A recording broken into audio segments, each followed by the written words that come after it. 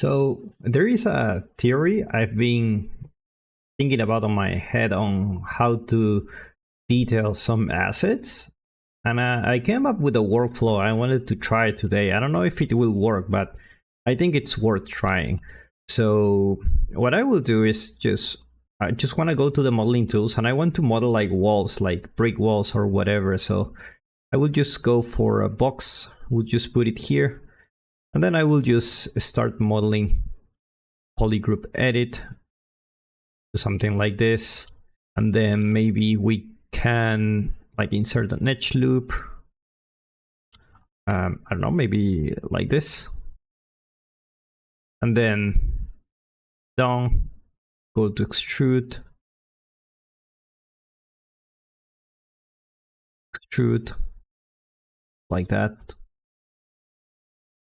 Okay, and you know, just having small little shapes here and there, like I can, for example, insert edge loop. I can just put it here, down, go here, extrude. I can just do something like this. Now I want to see let's put some UVs here, but first let's add the brick material. Let's click on add here, and let's just put this material here. There you go. So let's take a look at the UVs. So let's go to UV unwrapped. And most likely this is not what we want, just because we don't really see the material here. So if we go to polygroups also, that could potentially work. But let's just go to project UVs and let's do a box. Box usually works fine. Let's take a look at the preview. Let's take a look at the preview. Where is it? Preview material, checkerboard. So checkerboard looks fine. Looks like the Z-axis need to be changed. So we can do something like this. Make it a little bit more square. Doesn't need to be perfect. And from the top, looks like we need to change the Y-axis. Just a tiny bit like this. And now everything is more square. Let's take a look at the material, how it looks like. It looks fine to me. Looks really, really fine. Let's leave it like that. So I will duplicate this one and then go create. Let's go for transform, duplicate, and this will be a new mesh. So what I will do is do the displacement here just to add detail. So what I will do is just to go to model, not model, let's go mesh, not mesh. See, have changed a bit the form.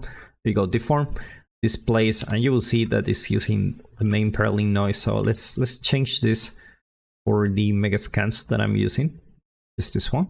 So go to texture, put this one here, and then go to blue. And I don't have any geometry. That's the problem. So let's cancel. And what I will do first is actually I'm going to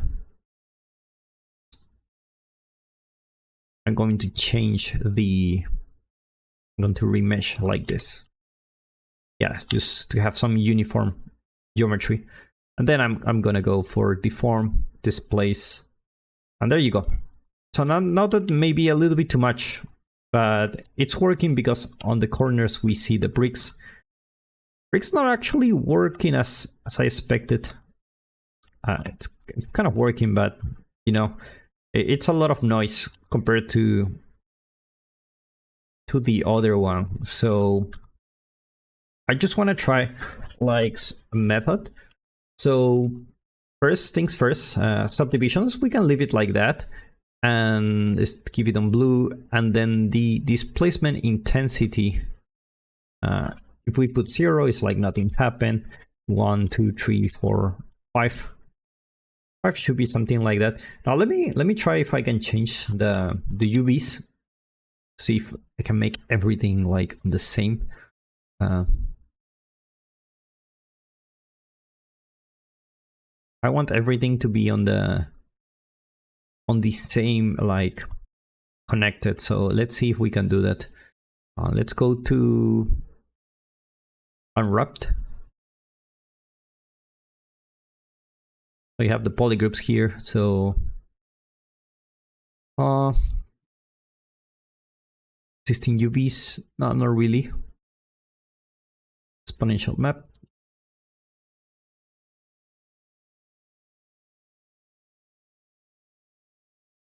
Oh, this is not really what I'm looking for.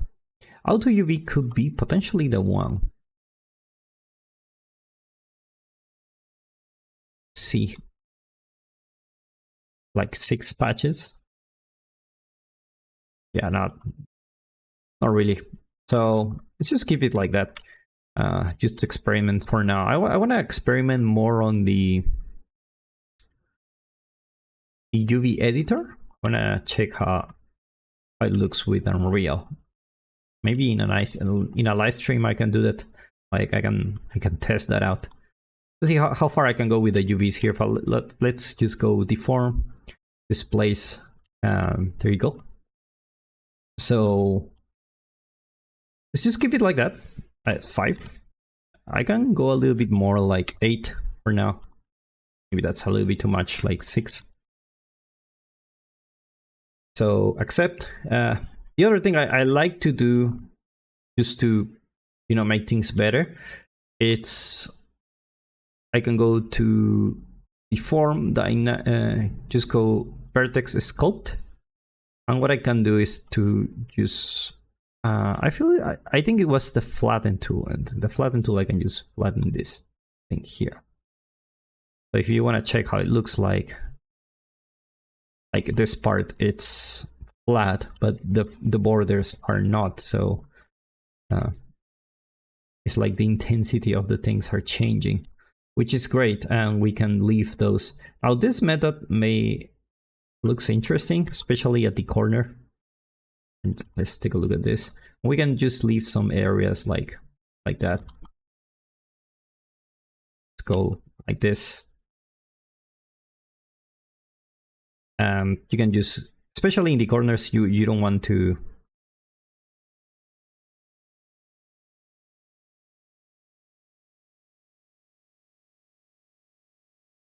the corners to be flat. Like this silhouette that we have here is very nice. We can even increase the intensity a little bit.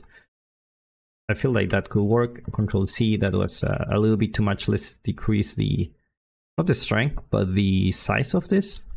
Where is it? There you go.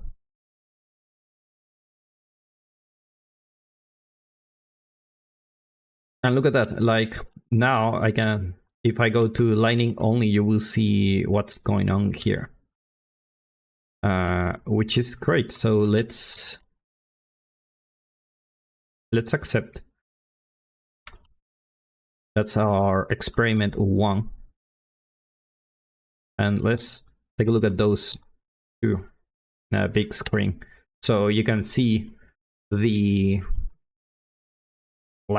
silhouette for this is much more appealing, right? Much better.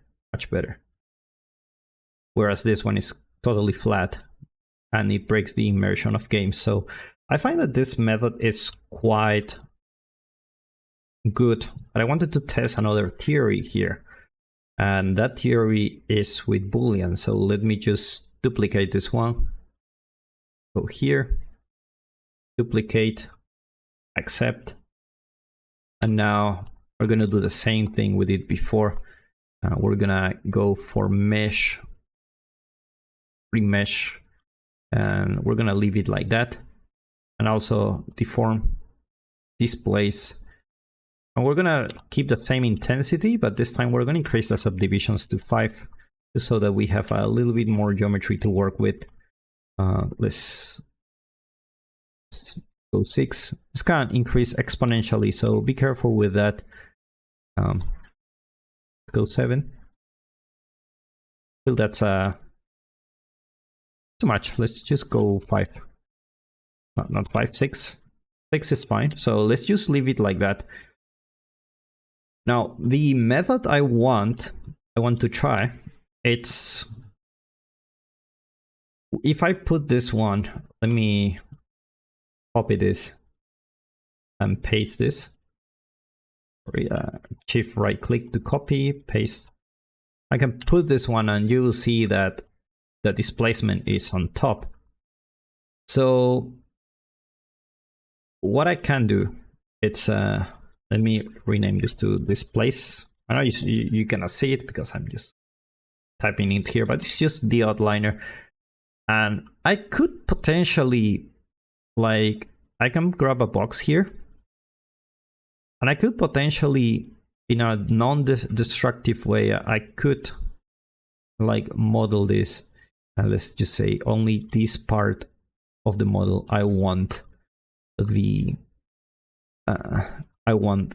details to be in. Same here, and just put it on parts where I feel like I want it, like in the corners or maybe in the middle here. Let's try to have a look. Yeah, just like that. So let's merge all of them. Let's go here, create transform, merge, click OK. And now we're gonna click the displace, click this one, and then we will go to Boolean, deform, let's see, model, mesh, I go Boolean. Now you can have the Boolean here in this area. Let's take a look. I don't know if we can see that difference between A and B. Let's combine and go to Boolean. Maybe I need to do it on reverse. Boolean and then this one. Yeah. So I'm let's see if I move this one. Oh, so the Boolean is this one. Yeah, it's the way I thought. Just grab this one, Boolean, and you're gonna grab all that part. And why can I accept? Very strange. Oh, it's loading. Okay, it's loading. So notice that I only have displacement here, and it comes with some thickness, which is interesting. Let's accept.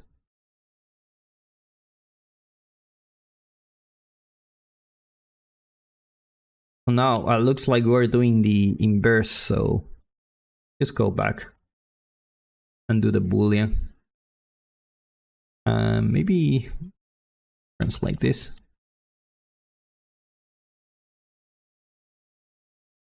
Intersection. Unions, something like that. Let's see this one. Oh, this one shouldn't work that well because, like, let's say it looks like it's loading a lot because it's like thinking. Like here, you can see this, and then it's like, is the difference between A and B. Write to new object. I feel it should be the difference between B and A, but that should take a while. Let's see. Not really in a hurry with these videos. It's just a way to, yeah, not really.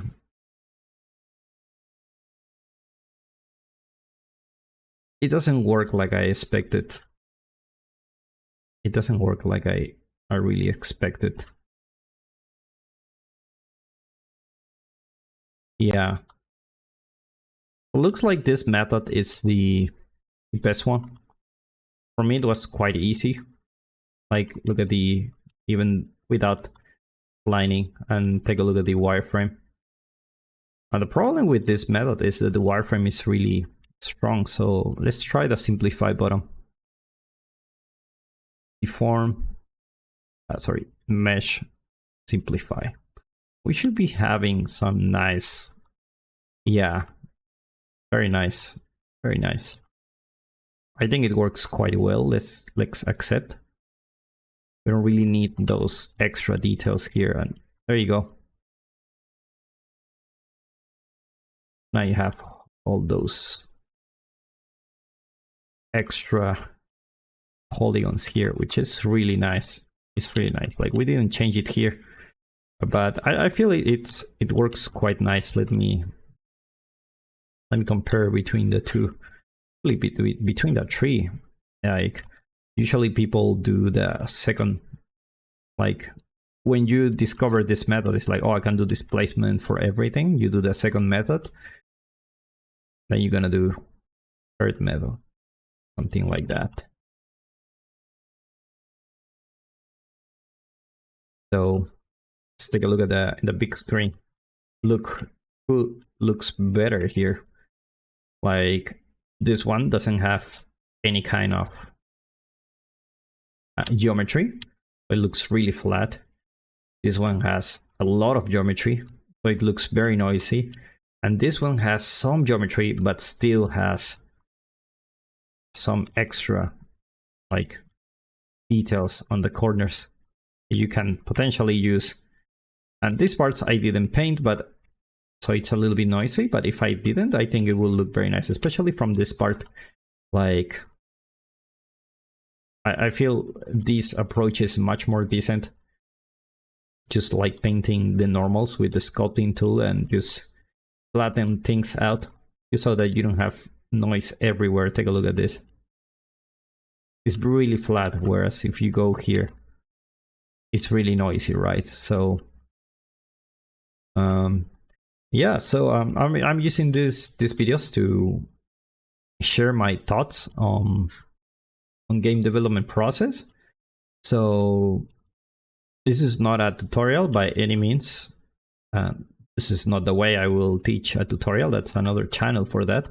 But it's just a way for me to connect with you and share with you some things that I wouldn't be able to share it that easily, just because there are maybe some advanced game development concepts like the noise and, you know, this artistic touch that you put on things. That's a little bit unique to how I do games, but I like it.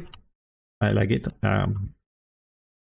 If I find something I want to explore, we will see. We will see in the next video.